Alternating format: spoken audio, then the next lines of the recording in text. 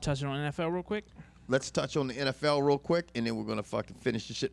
Redskins got a chance to win the whole damn division, don't they? The Redskins do have a chance to win the whole damn division. They're sitting at 7-6 now. Cowboys are sitting at 7-6. The Giants are at 8-5. Okay, good. We didn't have to go past that. Yeah. That's not even. I mean, what do you think? The other one teams are rotten. The Redskins are probably one of the, if not the most exciting team in football to play, as long as they have RG3 on the floor. Yeah.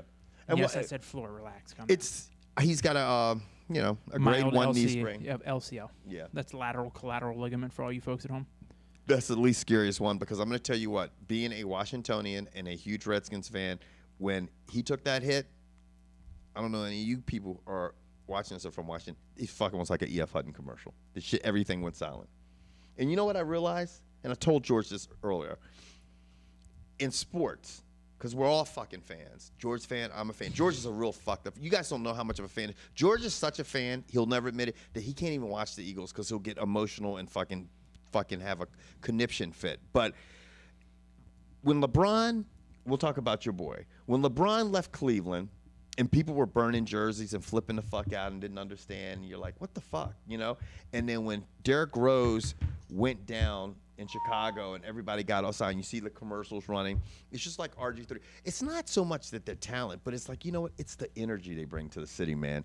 It's like here in D.C., there's so much energy because now we feel like we have a winner. It gives you something else to focus on. Right. Because, look, let's face it, we all deal with enough fucked up shit in our lives. The last thing we want to do is cheer for or watch our favorite team go through a struggle. Right. Because it makes things difficult. Because if you're a male and you have other male friends, you may or may not, it can be fucking painful to have your team losing because Absolutely. some assholes Right. make it very difficult at times. Yeah, and George I'll admit could be it, an asshole. I am a horrible loser, but I am even more of a fucked up winner.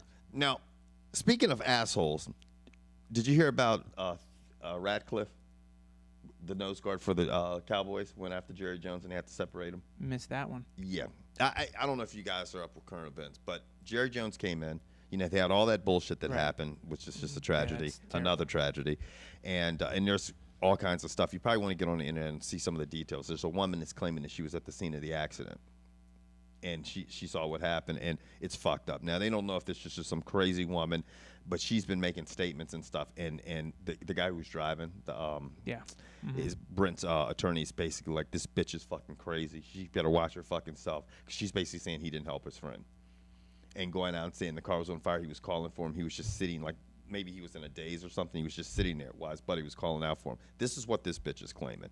And so his attorney is flipping the fuck out. But anyway, getting back to the point at hand, Jerry Jones made a comment, came in the locker room and said, you know what, tried to motivate Radcliffe to come back fat. You know, he's had some injuries and stuff, and fucking Radcliffe lost it and went after Jerry Jones and had to separate him. Like, man, fuck you, nigga, man. My groin's really fucked up, man. What the fuck?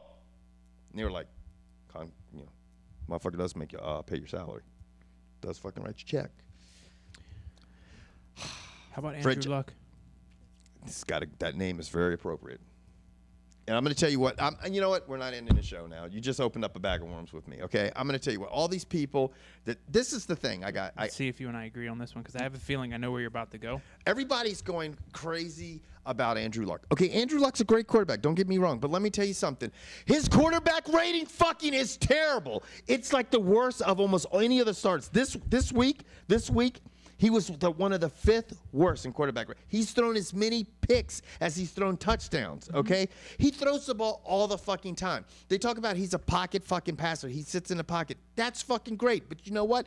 He sits into the pocket. He sits in the pocket. He sits in the pocket. He sits in the pocket. And then you know what? When the pocket collapses, he says, fuck it, and he forces it, and he throws a pick.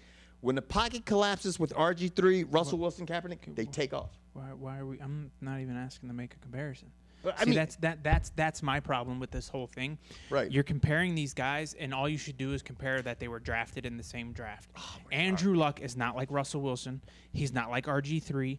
And everyone raves about quarterback rating. Quarterback rating, in my opinion, is a horrible way to rate a quarterback. I think it's stupid. It makes no sense. It's some made-up statistical category that people at ESPN created to try to give us an idea. Can somebody break it down for me? Tell me why it's important. It's not. No, it's important. Are you winning? Yeah. That's what's important. RG3 is winning. He's doing it different. Why is his quarterback rating so high? Because let's be serious. He probably throws, and I'm just guessing, I would say he probably averages 20 passes a game. Yeah. I would say average. I mean, I'm sure there's some games where he had more, and he's a different type of athlete than Andrew Luck is. But this is the thing.